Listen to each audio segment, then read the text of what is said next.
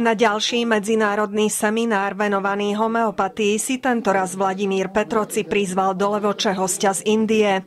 Skúsený homeopat Yogesh Zigel začal študovať homeopatiu v roku 1983 na homeopatickej škole a k tejto liečbe ho priviedol otec. Účastníkom trojdňového seminára priblížil novú metódu homeopatickej liečby. In this approach, first thing is we focus on the mind. Naša metóda sa líši od klasickej tým, že nepoužívame na predpis celé telo, telesné príznaky, ale sústredíme sa na príznaky mysle, ktoré zároveň odrážajú aj jej stav. Takto vyšetríme pacienta aj za 15 minút, kým klasicky to trvá aj niekoľko hodín. Symptom of the body, physicals as well as the mind together. Vláda v Indii považuje homeopatiu za plne uznávaný spôsob liečenia. Podľa slov indického homeopata existuje 180 škôl zameraných na štúdium tejto liečby a 500 nemocníc, kde sa môžu pacienti liečiť. Aj keď by sa mohlo zdať, že homeopatia súvisí s duchovnosťou človeka, nie je to tak.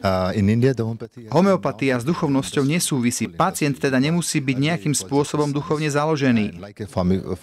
Pred 10 rokmi sme videli 5-krát na Slovensku vystúpenie tohto prednášajúceho Yogesha Segala a jeho brata. Bolo to vynikajúce, pretože prinášajú úplne nový pohľad, nový smer do homeopatie a uľahčujú nám prácu.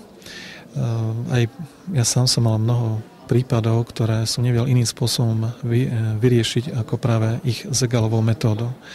Čiže pozval som ho s veľkou radosťou a práve sem do Levoče, aby sme mohli znova sa učiť a pokračovať v našom úsilí, v našom štúdiu. Cieľom seminára bolo osloviť opätovne ľudí, ktorí homeopatii dôverujú alebo sa o ňu intenzívne zaujímajú.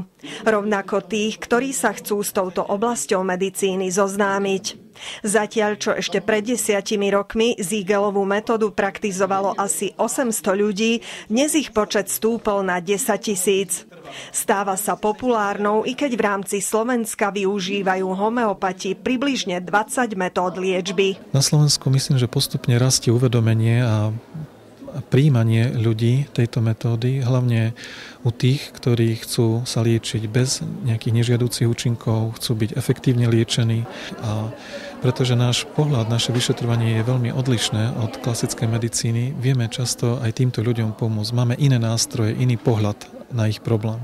Yogeshovi Zigelovi sa Levoča páči a je rád, že ju po 10 rokoch opäť navštívil. Práve u vás napadol sneh a tým som trochu zaskočený, aj keď sa mi to veľmi páči, pretože práve som prišiel z Indie, kde bolo 33 stupňov Celzia a teraz je vonku okolo 0. Ľudia sú tu veľmi príjemní a pohostinní, mesto je pokojné a pekné. Prostredie je oveľa priateľskejšie ako inde v Európe, kde sa stretávam s určitou aroganciou. Vzhľadom na náhlu zmenu počasia mnohí účastníci do Levoče neprišli.